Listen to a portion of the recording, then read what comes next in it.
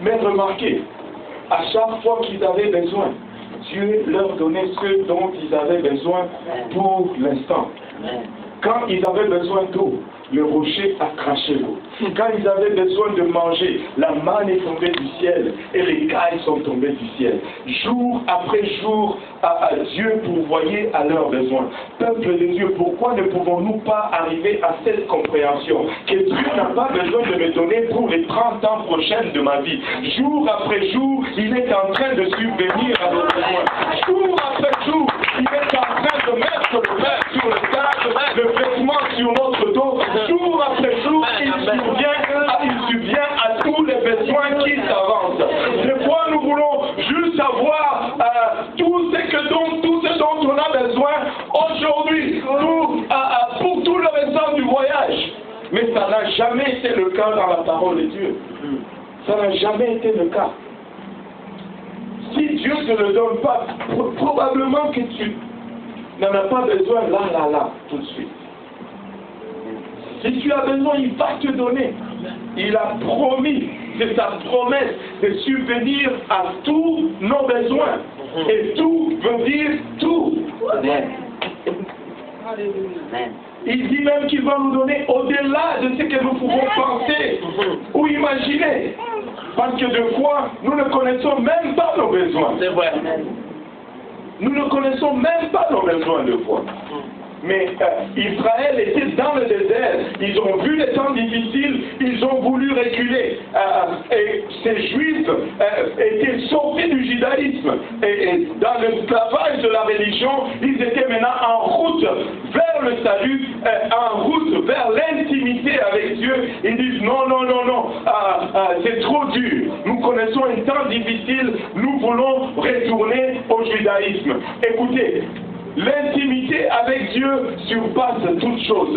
Nous ne pouvons pas retourner à la religion au détriment de l'intimité avec Dieu. Nous devons persévérer et prêter. Et l'intimité avec Dieu viendra toujours à un prix. Viendra toujours à un prix. On ne peut pas rentrer dans l'intimité avec Dieu sans payer un prix. Tu vas payer un prix lorsque tu rentres dans l'intimité avec Dieu. Demande à tous les prophètes de la Bible. Ils ont souffert et leur intimité avec Dieu leur a coûté toujours un prix. Ils ont voulu retourner au judaïsme, ils ont voulu retourner au rituel de la religion et au prix de leur intimité avec Dieu à cause des souffrances et des problèmes qu'ils enduraient. Ça ne vaut pas la peine. Nous ne pouvons pas retourner où nous étions, juste à cause des souffrances. Au fond, les souffrances vont venir. Parce que Dieu ne châtie que ses enfants. Nous disons souvent, bon, quand tout ne va pas, tout de suite, on catalogue le diable. Toute souffrance, nous le mettons sur le dos du diable très souvent. Écoutez, souffrir n'est pas le signe que le diable travaille dans sa vie. Oui, il travaille. Et je ne veux pas l'innocenter aujourd'hui. Loin de là. Des fois, il nous fait des crocs en jambes et des fois, il nous tombe avec l'oppression et toutes ces choses. Il est en train de faire un travail dans la vie de chacun. Si tu es sérieux avec Dieu, tu vas faire face au diable. Mais ce n'est pas tout. Regardez ce qui suit ici. Verset 12, plutôt verset 5. Il dit, et vous avez oublié l'exhortation qui vous est adressée comme à des fils. Il appelle ce qui va suivre une exhortation. Et il dit, mon fils, ne méprise pas le châtiment du Seigneur. Et ne perds pas courage lorsqu'il te reprend. Deux fois, le problème dans lequel nous nous trouvons, c'est Dieu qui nous châtie. Mais c'est à nous de veiller et de voir où nous sommes en train de marcher avec Dieu. Car le Seigneur châtie celui qu'il aime. Le Seigneur châtie celui qu'il aime. aux moindres complications. Non. Le Seigneur châtie celui qu'il aime. Et au fond, si le Seigneur ne te châtie pas, c'est qu'il ne t'aime pas. Nous pouvons l'observer dans nos familles naturelles, dans notre société naturelle. Il châtie celui qu'il aime. Regardez la suite du verset 6. Et il frappe de la verge tous ceux qu'il reconnaît pour ses fils.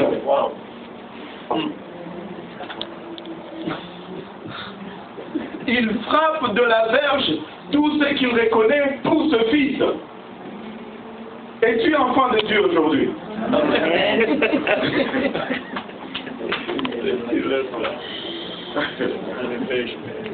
Étrangement, il y a moins de mal élevé que le quorum de... Il frappe de la verge tous ceux qu'il reconnaît pour ses fils.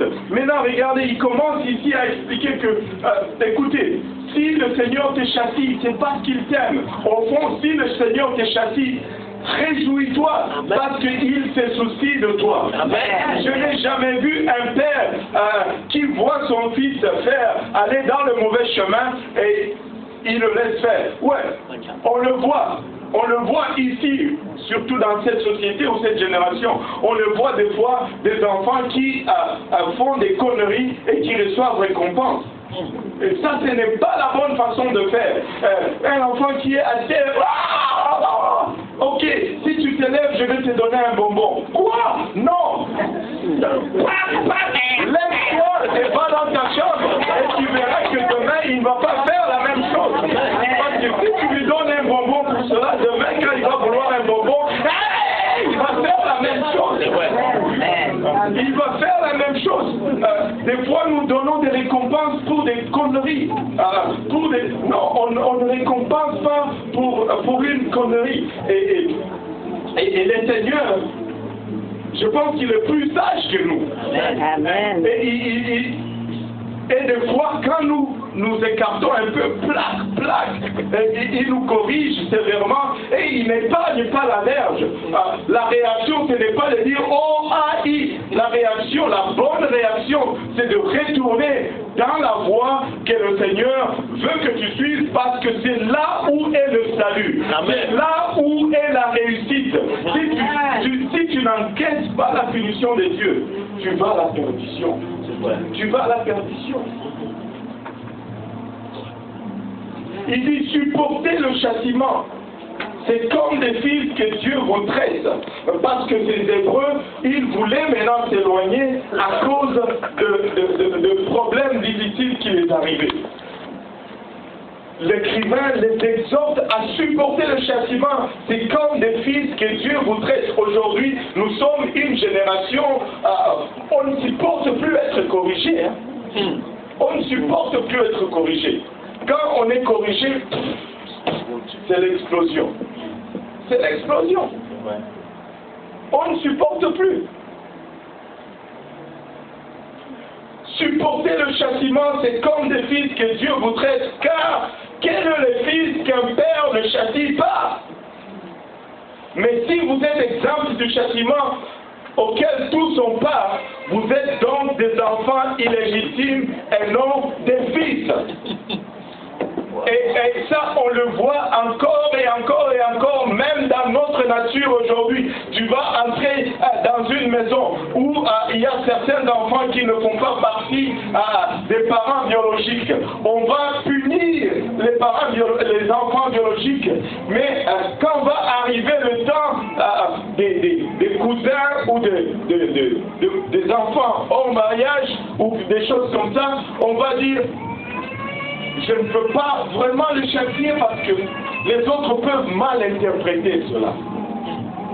Un enfant illégitime va souvent échapper le châtiment à cause de la perception que cela peut donner. Si je les traite comme ça, les gens vont penser que...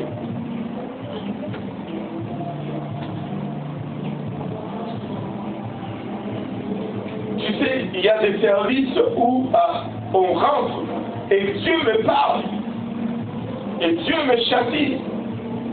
Je ne veux pas m'élever et dire, oh non, pourquoi c'est ça, c'est quoi ça? Non, je tombe à l'autel, je pleure devant le Seigneur et je dis, Seigneur, merci, alléluia, de te souvenir de moi, parce que si le message me parle, Dieu est en train de se soucier de moi. Je suis un enfant légitime. Quand mon père me corrige, j'accepte la punition.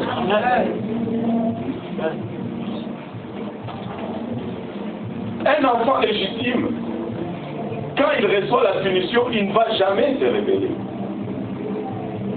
Amen. Amen. Va corriger un fils qui n'est pas le tien, il se révèle contre toi. C'est vrai.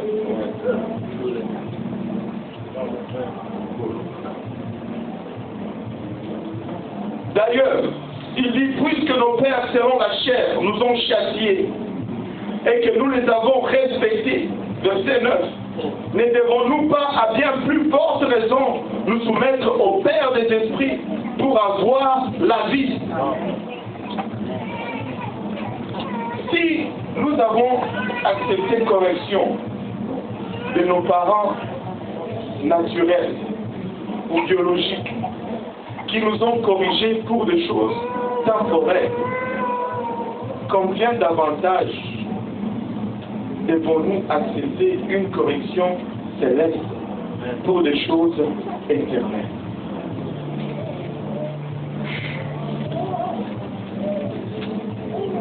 Nos pères nous châtient pour peu de jours, il dit au verset 10.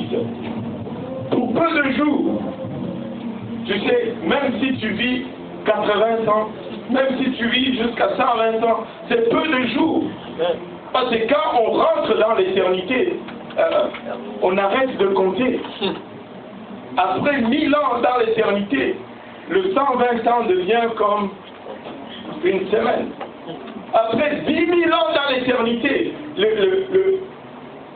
le 120 ans sur terre devient comme... Et après 1 million d'années, après 10 millions d'années, après 10 milliards d'années, parce que c'est ça l'éternité. Au fond, c'est même pas ça l'éternité. L'éternité, c'est qu'on ne compte plus. Aïe, aïe, aïe.